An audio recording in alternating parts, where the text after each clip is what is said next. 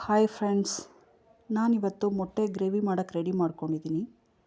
ಅದಕ್ಕೆ ಬೇಕಾಗಿರೋದು ಈರುಳ್ಳಿ, ಟೊಮೆಟೊ, ಬೆಳ್ಳುಳ್ಳಿ, ಶುಂಠಿ, ಪುದೀನ, ಕೊತ್ತಂಬರಿ, ಚಕ್ಕೆ, ಲವಂಗ, ಸ್ವಲ್ಪ ಸೋಂಪು ಜೊತೆಗೆ ಹುರ್ಗಡ್ಲೆ ಸ್ವಲ್ಪ, ಮತ್ತು ಇದು ಧನಿಯಾ ಹುಡಿ, ಖಾರದ ಹುಡಿ, ಸಾರಿನ ಹುಡಿ. ಈ ಸಾಮಾನೆಲ್ಲ ಎಣ್ಣೆಗೆ ಹಾಕಿ ಹುರಿದು ಫ್ರೈ ಮಾಡಿ ಇಟ್ಕೊಳ್ಳೋಣ.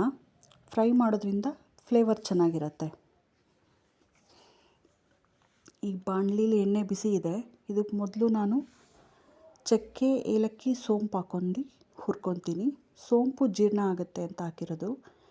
ಇದಕ್ಕಿವಾಗ ಈರುಳ್ಳಿ, ಶುಂಠಿ, ಬೆಳ್ಳುಳ್ಳಿ, ಟೊಮೆಟೊ, ಸೊಪ್ಪುಗಳನ್ನ ಆಮೇಲೆ ಹಾಕ್ಕೊಳ್ಳೋಣ. ಬರೀ ಇಷ್ಟನ್ನು ಮಾತ್ರ ಹಾಕಿ ಫಸ್ಟು ಫ್ರೈ ಮಾಡ್ಕೊಳ್ಳೋಣ. ಈರುಳ್ಳಿ ಮತ್ತು ಟೊಮೆಟೊ ಸ್ವಲ್ಪ ಮೆತ್ತಗಾಗುವಷ್ಟು ನಾವು ಹುರ್ಕೋಬೇಕಾಗತ್ತೆ ಇದಕ್ಕೆ. ಈಗ ಸ್ಟವ್ ಆಫ್ ಮಾಡ್ಕೊಂಬಿಡ್ತೀನಿ ನಾನು. ಇದು ಹುರಿದಿರೋ ಸಾಕು. ಇವಾಗ ಇದಕ್ಕೆ ಪುದೀನ ಮತ್ತು ಕೊತ್ತಂಬರಿ ಮತ್ತು ಹುರ್ಗಡ್ಲೆ ಹಾಕ್ಕೊಂಡು ಆ ಬಿಸಿಗೆ ಸ್ವಲ್ಪ ಹುರ್ಕೊತೀನಿ. ಇದು ಇವಾಗ ತಣ್ಣಗಾಗಿದೆ. ಇದನ್ನು ಒಂದು ರುಬ್ಬಿ ಪೇಸ್ಟ್ ಮಾಡ್ಕೊಂಬರೋಣ.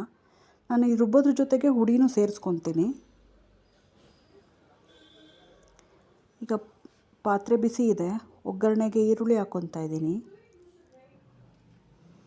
ಈರುಳ್ಳಿ ಸ್ವಲ್ಪ ಕೆಂಪಾಗಲಿ, ಹಸಿ ವಾಸನೆ ಹೋದರೆ ಚೆನ್ನಾಗಿರುತ್ತೆ.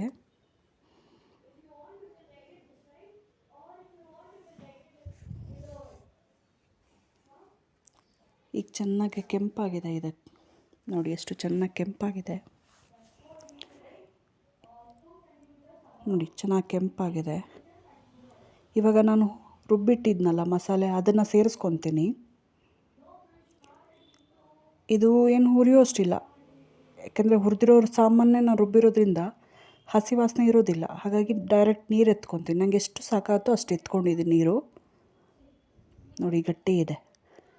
ಹುರ್ಗಡ್ಲೆ ಹಾಕಿರೋದ್ರಿಂದ ಗಟ್ಟಿ ಬರುತ್ತೆ ಸಾರು. ಈಗ ಉಪ್ಪು ಹಾಕಿ ಕುದಿಯೋದಕ್ಕೆ ಬಿಟ್ಬಿಡ್ತೀನಿ.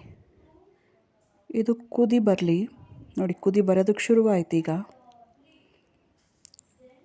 ಇದು ಕುದೀತಾ ಇದೆ.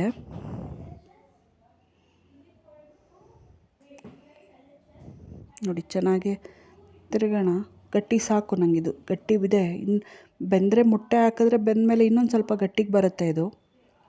ಇದು ಮುದ್ದೆಗೆ, ಅನ್ನಕ್ಕೆ, ಚಪಾತಿಗೆ, ರೊಟ್ಟಿಗೆ ಕಾಂಬಿನೇಷನ್ ಚೆನ್ನಾಗಿರುತ್ತೆ.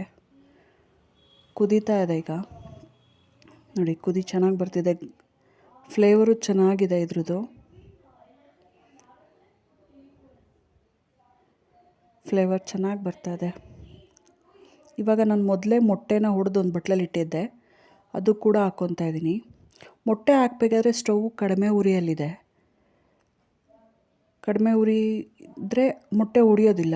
ನಾವು ಬಿಟ್ಟರೂ ಹಾಗೆ ಇರುತ್ತೆ. ಬಿಟ್ಟಿದ ತಕ್ಷಣ ನಾನು ಸೌಟ್ ಆಡೋದಿಲ್ಲ. ಅದು ಸ್ವಲ್ಪ ಬೇಯಲಿ. ಒಂದು 10 ನಿಮಿಷ ಬೆಂದರೆ ಮೊಟ್ಟೆ ನಮಗೆ ಗುಪ್ಪೆ ಥರ ಹಾಗೆ ಸಿಗುತ್ತೆ.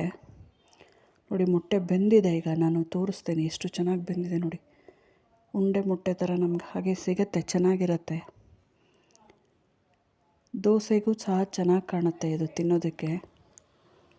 ನೋಡಿ ಚೆನ್ನಾಗಿ ಗಟ್ಟಿಯಾಗಿದೆ. ಇವಾಗ ತುಂಬ ಚೆನ್ನಾಗಿದೆ. ನೀವು ಒಂದ್ಸರಿ ಮನೇಲಿ ಟ್ರೈ ಮಾಡಿ. ಮೊಟ್ಟೆ ಸಾರು ಚೆನ್ನಾಗಿ ಬಂದಿದೆ. Thank you for watching.